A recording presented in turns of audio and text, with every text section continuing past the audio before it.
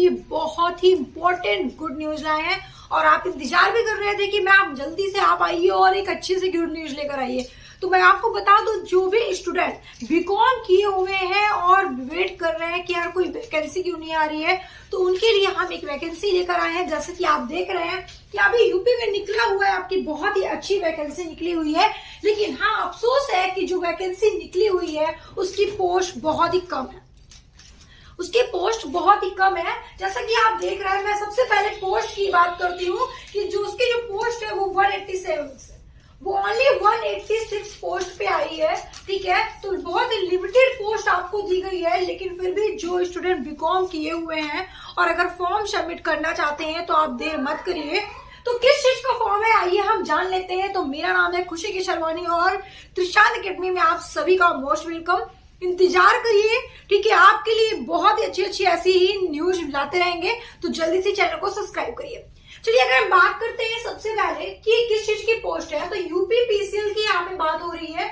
UPPCL assistant accountant corporation limited. ठीक है, अगर हम बात कर रहे हैं यूपीपीसीएल की बात यहाँ पे अगर हो रही है भैया, तो देखिए यहाँ पे अकाउंटेंट असिस्टेंट अकाउंटेंट के लिए है। ठीक है, और ये क्या होता है, इससे क्या होता है, इसमें क्या करना पड़ता है, हम इन सब के बारे में आपको न्यूज देंगे।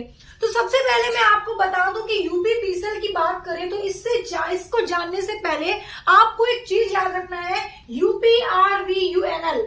ठीक है, यूपीआरवीयूएनएल क्या होता है इसके बारे में आपको जानना है। देखिए, इसका फुल फॉर्म अगर बात करते हैं तो उत्तर प्रदेश राज्य विद्युत निगम लिमिटेड ये कंपनी है और ये बहुत बड़ी कंपनी है जो विद्युत को बनाने का काम करती है। मतलब कि ये आपकी कंपनी विद्युत उत्पादन कंपनी है जो उत्तर प्रदेश में बिजली का क्या करती है, उत्पादन करने का काम करती है।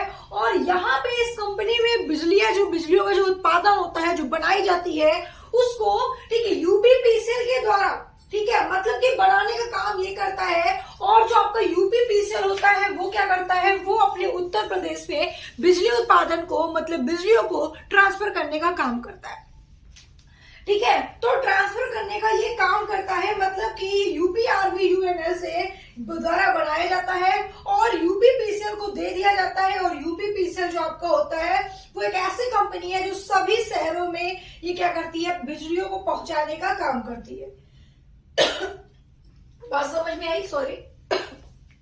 ठीक है, इतनी बात समझ में आई आपको। अब हम सबसे इम्पोर्टेंट बात ये करने वाले हैं कि मैम जो ये पोस्ट आई है वो किस पोस्ट के लिए है, तो वो असिस्टेंट अकाउंटेंट की पोस्ट पे है। तो अगर हम बात करते हैं कि असिस्टेंट अकाउंटेंट की पोस्ट में हमें क्या करना पड़ेगा, कैसा वर्क करना पड़ेगा, ठीक है, क्योंकि ज्यादातर स्टूडेंट क्या होते हैं कि ये तो फॉर्म आया है, इस चीज का पता है, ठीक है, लेकिन उन्हें रियल नहीं पता होता कि हमें करना क्या है। जैसे सीजन है तो सीजन में ये नहीं पता होता कि हमें करना क्या है, बस भर दिए सबसे सीजन का फॉर्म आया है। ठीक है, तो ये गलती आप नहीं करेंगे क्योंकि आप बेवकूफ हैं अगर आपको इसके बारे में नहीं पता और आपने फॉर्म सबमिट कर दिया। आप पहले ये तो जान लो किस चीज का फॉर्म भरते हो।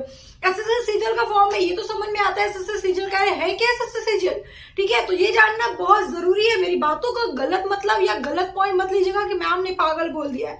ठीक है, तो आपको जानना बहुत जरूरी है क्योंकि देखिए आप छोटे से बच्चे नहीं, आप कंपटीशन लेवल एग्जाम में बैठने वाले हो। ठीक है, और आपको अगर इतनी सी भी समझ नहीं, इतनी सी भी चीजें पता नहीं है तो आप जानकारी लेने की कोशिश करो। इसलिए त्रिशांत अकेडमी को आप जल्दी से उसके चैनल को सब्सक्राइब करो ताकि आपको ऐसी नोटिफिकेशन मिलती रहे। ठीक है, अगर हम बात करते हैं किसके बारे में कि देखिए असिस्टेंट अकाउंटेंट में क्या करना होता है, तो देखिए असिस्टेंट अकाउंटेंट में क्या होगा कि जो बिजली उत्पादन का वर्क होता है, क्या आया क्या गया, कितना प्रॉफिट हो रहा है, उसमें कितना लॉस हो रहा है, ठीक है, मतलब कि उसके प्रॉफिट और जो लॉस हो रहा है, ठीक है, उसकी रिपोर्ट उसको तैयार करनी होती है। ठीक है, रिपोर्ट तैयार करनी होती है।